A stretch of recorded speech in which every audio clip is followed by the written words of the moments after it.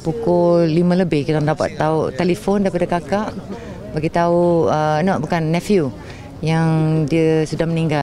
Happy untuk dia sebab dalam bulan Ramadan ni dan hari yang baik, bulan yang baik dia meninggal, itu yang kehendak dia. Selalu dia cakap dengan Noh, kalau dia nak mati biar dia tak sakit, biar hari yang baik, kalau boleh nak dekat Mekah. So alhamdulillah apa yang diminta tu Allah telah makbulkan. Noh dengan Mami macam really like good friends.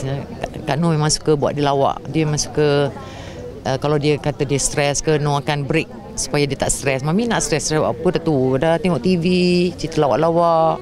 Lepas tu ketawa-ketawa bila nak datang, kita ketawa lah. Kita kena happy dah tua-tua ni kan.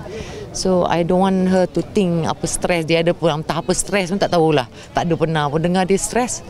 Kalau dia stres pun dia kata, Mi, zikir lah banyak. Cucu nak kejutkan dia untuk syahur dalam pukul 4.30. So cucu tu pegang dia, lepas tu cakap dengan mak dia, kata, Mak, Rin rasa macam nenek ni badan sejuk satu macam. So anak dia pun kata, mak dia pun kata, jangan main-main. Kata, ya betul. So mak dia pun masuk rush bilik, pasang lampu, memang tengok dah pucat dah sejuk, memang sejuk lah. Dan meninggal. Tu dia bagi tahulah semua-semua. So tak adalah tanda-tanda yang pelik ke sebelum dia pergi, itu tak ada. Noh amat-amat terima kasih kepada peminat-peminat yang sentiasa berdoa untuk dia, untuk arwah mak, dan juga para wartawan dan juga semua yang telah hadir. Terima kasih banyak-banyak atas sumbangan dan tenaga dan kehadiran. Terima kasih.